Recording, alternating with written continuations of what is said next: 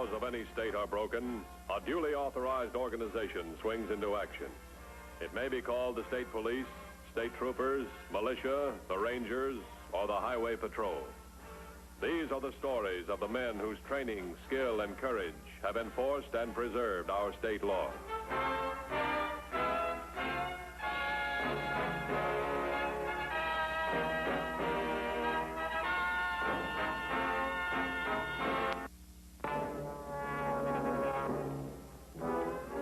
One of the major duties of law enforcement agencies, such as the Highway Patrol, is the prevention of any sort of panic which might jeopardize the safety of public citizens.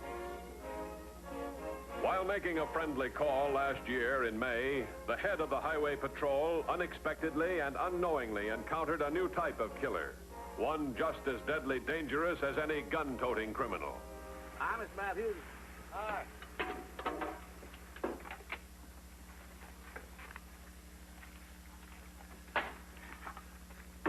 How's the orange crop going this year? Oh, say, I'm getting a couple more boxes to a tree since you and your boys cleaned up that gang of grove thieves. Looks like we're both interested in pest control. Yeah, with guns. I know what you mean. Glad everything's going okay. Say hello to Mrs. Norton for me, will you? Yeah, I sure will. Right now, she's in town buying supplies. Oh, by the way, how's my pal Tommy? I haven't seen him since she left this morning. He must be up to something. Hold it. Raise your hand. Please, don't shoot. Please don't shoot. All right. Turn around. Okay, mister. Inside.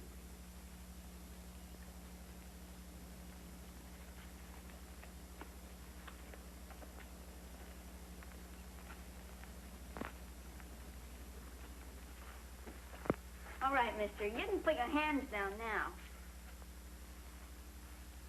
Don't tie me up, please. Well, okay. What do you got here, Tommy? A real model police special, 38. Did you make this yourself? Sure I did. Come on, I'll show you. Hey, Tommy, this isn't dry yet. Well, don't worry about the paint, Mr. Matthews. It'll come right off. Got some cleaning rags here. What kind of paint is this, Tommy?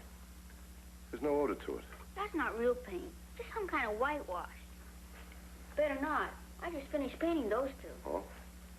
Mr. Matthews, Mm-hmm. I got a favor to ask you.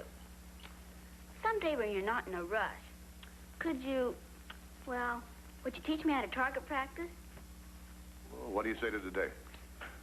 Here, use this gun. Then you won't get paint on your hands again. Well, if we're going to have target practice, we got to have something to shoot at, don't we? Oh, there it is right there.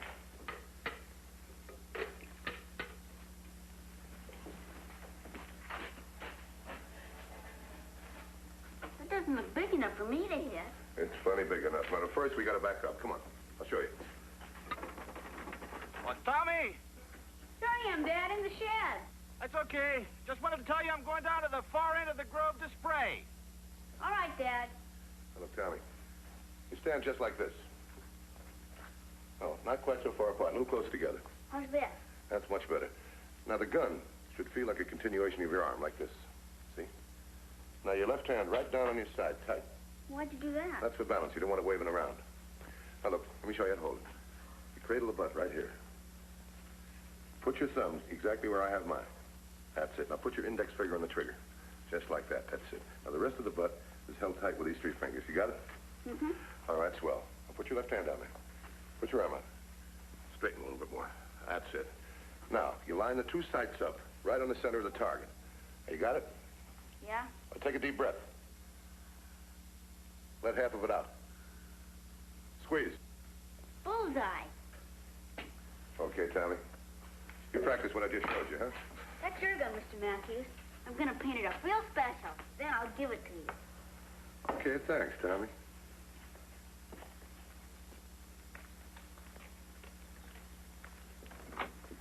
Thanks, Tommy. You're welcome, Mr. Matthews.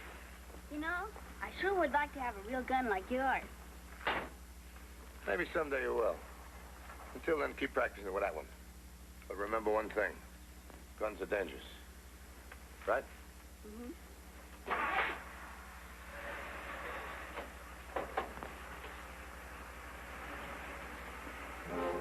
Guns are are dangerous. A constant caution of police officers everywhere. But Dan Matthews' warning to Tommy Norton had particular significance. Little did he suspect that Tommy's seemingly harmless toy guns were in every sense of the word as dangerous as any real gun. Deadly weapons, whose bullets were soon to present a threat to both their lives.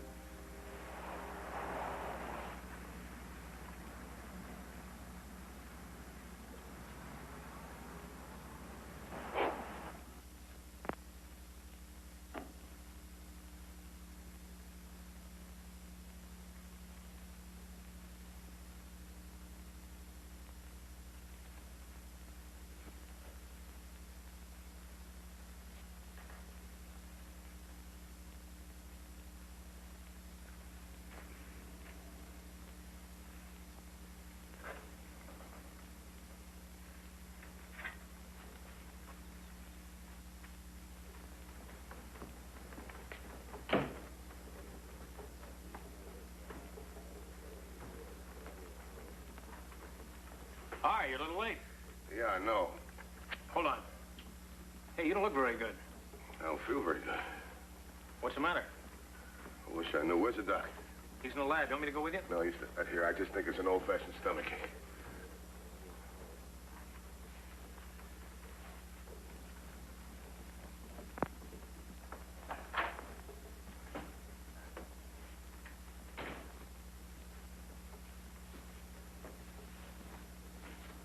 Hi, Dan. Hi, Doc. What's the matter? Nothing serious, I hope. Here, go sit down. Okay.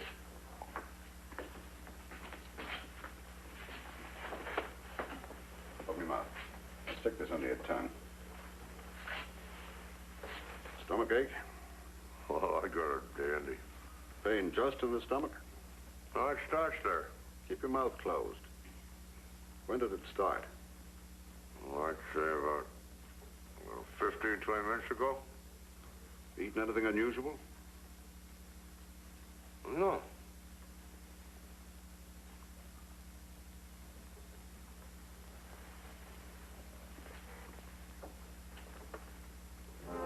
Threat of a public panic demanded an early diagnosis of Dan Matthews' illness. It was imperative not only to determine the necessary medical aid, but to prevent what in their minds could be disaster. Unknown to the Highway Patrol, as they moved rapidly in their efforts to avert a widespread panic, the illness had claimed another victim. The condition of a small boy, seriously ill and without help, grew steadily worse.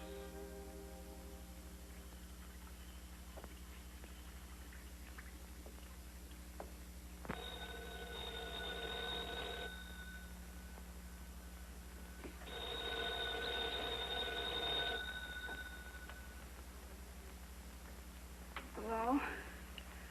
Mother? No, ma'am. The operator must have given you the wrong number.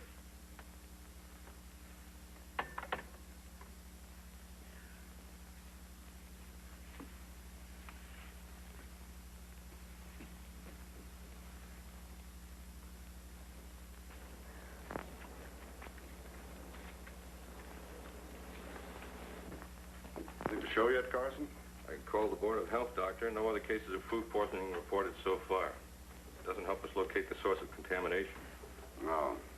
Trouble is, people living in rural areas seldom call a doctor until the last moment. But are you sure that Dan has food poisoning? Well, symptoms of his are common to a lot of things. None of them good. Is he feeling any better? A little. As soon as you finish these tests, let me have the results. I'll be with Matthews. Yes, sir. I want to keep a close check on him for the next few hours. For those symptoms, there's always the possibility of a wrong diagnosis.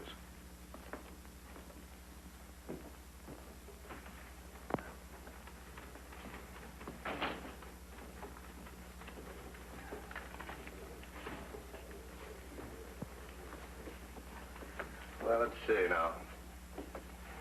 I had lunch right here. I think I had the daily special. Breakfast? Breakfast I had here. I had pancakes, so it might have been number 3 or number 4 on the menu. I don't know. How about dinner? Let's see. Dinner I ate at... All this. Give me George Libbets. What is it? I didn't eat dinner. I had a sandwich at the ballpark, at Libet's ballpark. Charity game, Little League. Big crowd? It's jammed. Hello, George. This is Dan Matthews, Highway Patrol. Who ran the food concession at the ballpark last night? What's his name again? Mick McKay. Does he have his own place? What's the name of it? Mick's Grill. Where is he? 3 miles south on 112, right. No, there's nothing wrong at all. I just want some information. Right, thanks very much. I'll take this with myself. Dispatch units. I want food and water samples. Check for contamination. Look, I'll handle this. You need a rest. I'm not the only one involved, Doc. It's my responsibility. Doc, there were a lot of kids there. Now, if they get the same thing I had, their families are going to panic. We'll have a catastrophe. Okay, you win, but I'm going with you because I got some pills. All right, bring your pills. Come on, let's get moving.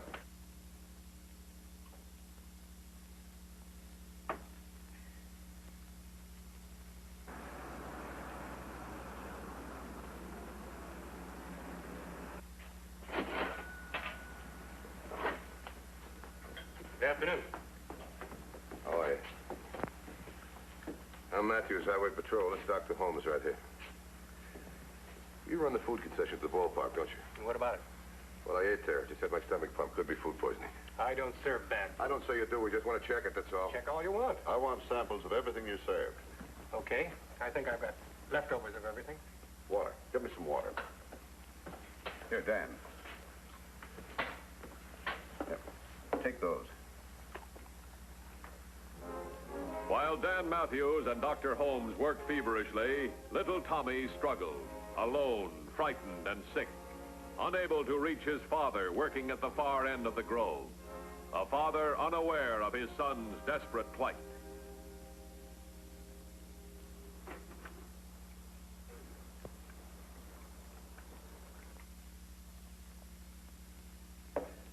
Pain gone, Dan? Almost. Try some more water. That pill works pretty fast. It's only temporary. Mixed restaurant. Dr. Holmes, please. You Holmes? Yes. It's for you. Thank you. Yes? Carson speaking, Doctor. I just finished the stomach analysis. Negative. Not food poisoning. Well, how about other poisons? No trace so far. I'm bringing Matthews back right away. You get those samples ready. I'll send another patrol car to pick them up. Well, it's not food poisoning. What do you need the samples for? What do you need samples for, Doc? Because your symptoms are indicative of a lot of things that can be caused by food. Give me a name for it. What did you give me a name for it? I don't know, Dan. Maybe some of our other tests will tell us what it is, but they won't be finished for 24 hours. You know, other people can get hit by this. Lots of people. Then we'll have that catastrophe you're afraid of. Full-scale panic. Let me tell you one thing, Doc. Panic can hit and move faster than any disease.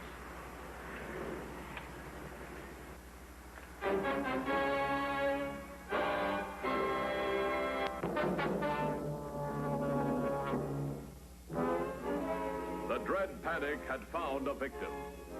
As Dan Matthews and the doctor sought to avert a general panic, an immediate tragedy was in progress. Little Tommy Norton, gravely ill and without medical aid, was unable to understand the strong and gripping pains that racked his body. You know, that pill left a funny taste in my mouth. Couldn't have been the pill, Dan. The pill has no taste. I ought to know. I swallowed it. I know, too. Well, something tasted funny. What sort of a taste? I don't know. It's like... Well, you know, it's like new faucets in your house. Tastes and smells are peculiar to each individual. Can't you pin it down, Dan? Let me see. It's kind of metallic, like... Well, like lead. I'm going to check the water.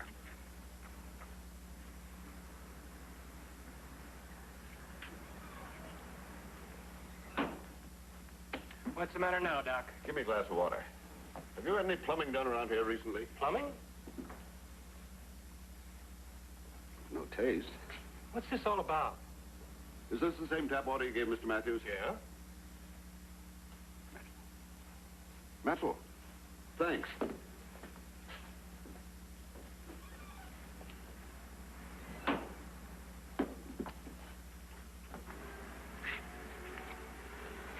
Dr. Holmes to headquarters. Dr. Holmes to headquarters. Headquarters, by? Get a hold of my lab assistant. Tell him to run a quick lead determinator test on Matthews. We're coming in. 10-4. 10-4. 10-4.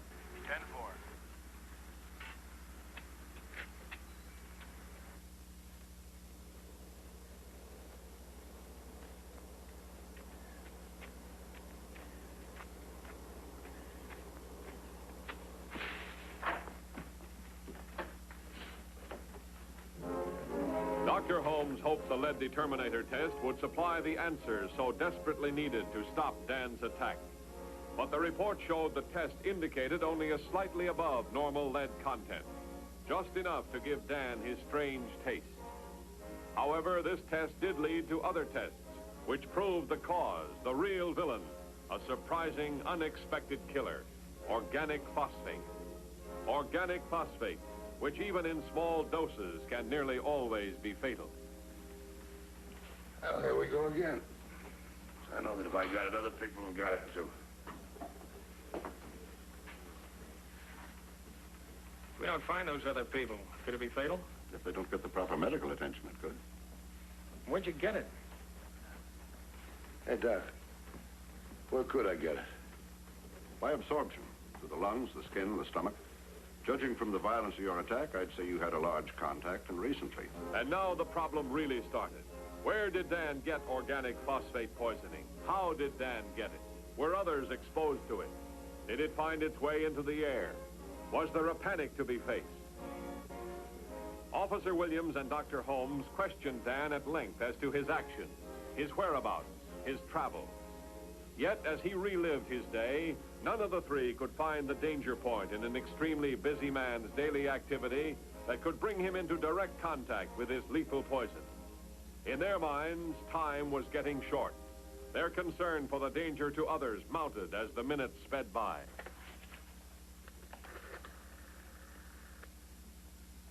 Get me George Libet right away. Pick up the coat, Dan. Right here, give me a hand. Yep. What do you mean it's busy? This is an emergency. Tell him it's Matthews, Highway Patrol. Cut in.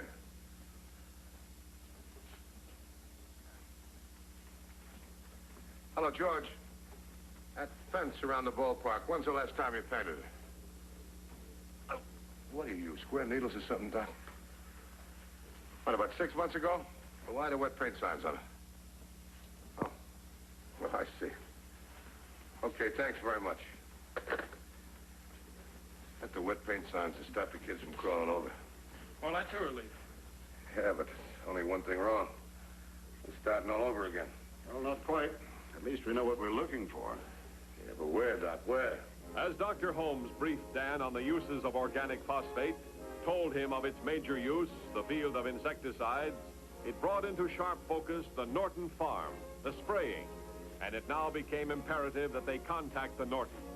If that's where Dan got it, then the Nortons could be in serious trouble. Get me Charlie Norton's place right away.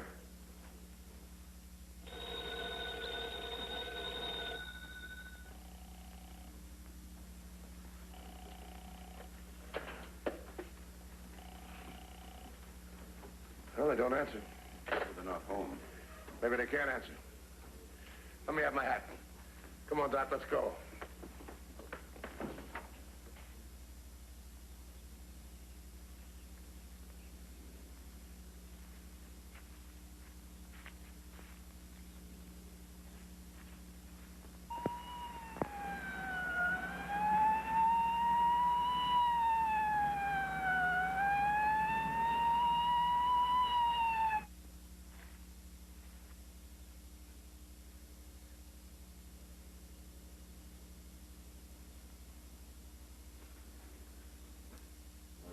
Receiving the proper medical attention, Dan Matthews was now out of danger. But would Tommy's desperate situation be discovered in time? If the toxic infection progressed unchecked, it could be a matter of only minutes before the deadly effects of organic phosphate would bring about a final collapse.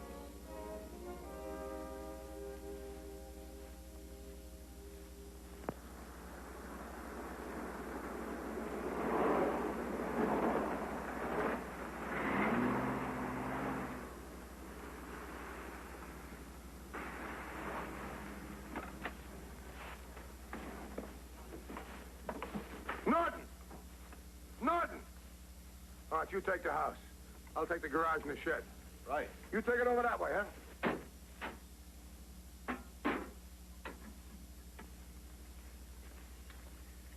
There's nobody in the house.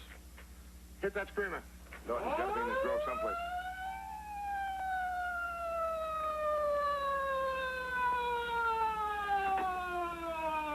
Check those paint cans over there, will you? Yeah.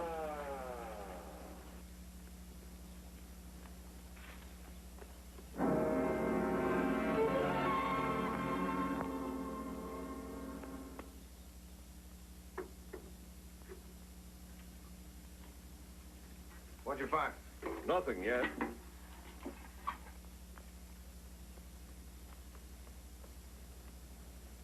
Gotta be around here someplace. What's the matter? Norton's arrival on the scene at least allayed their fears about Norton himself, but they were right back where they started. Where did Dan get his organic phosphate poisoning? Questioning Norton, they discovered he once used an organic phosphate powder. But due to the danger of the pure form, it was stored in water to keep the dust particles out of the air. Further questioning by Dan Matthews and Dr. Holmes found that organic phosphate, when in water, is a white solution. In Dan's mind, a question formed. Could it, by a little boy, be mistaken for whitewash? Could this have been Tommy's whitewash? Where was Tommy? Had Norton seen Tommy in the last hour? Could Tommy's toy guns have become deadly guns, as lethal as if they fired real bullets? Well, I figured the dry powder would fly in the air too easy, so I Come on. Well, I dumped it in the big can, I mixed it with water, and I put it up on one of the shelves inside the shed. Let's take a look.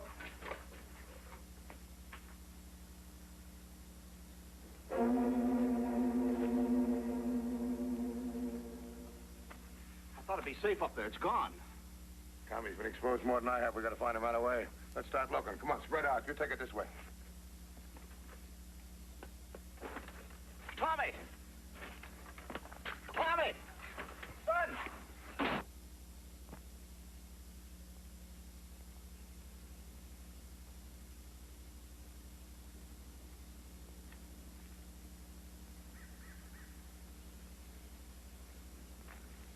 Tommy!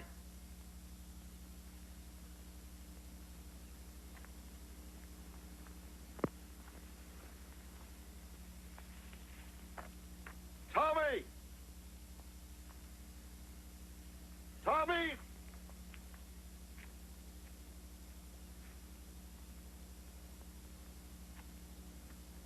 Hey, Doc! Coming down!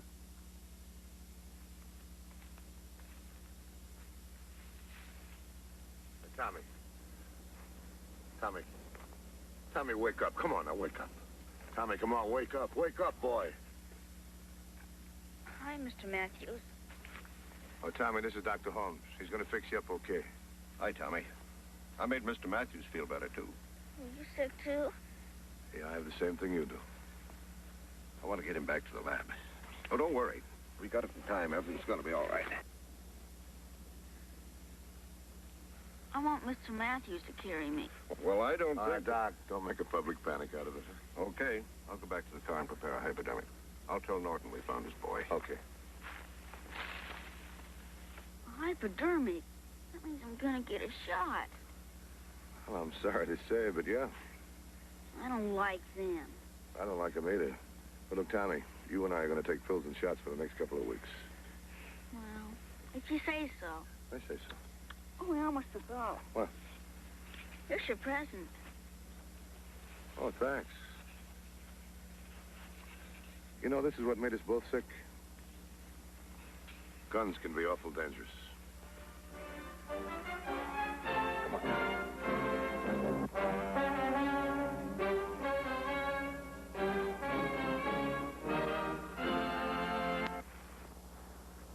See Highway Patrol again week. Until then, remember, reckless driving doesn't determine who's right, only who's left. This is Roderick Crawford saying, see you next week.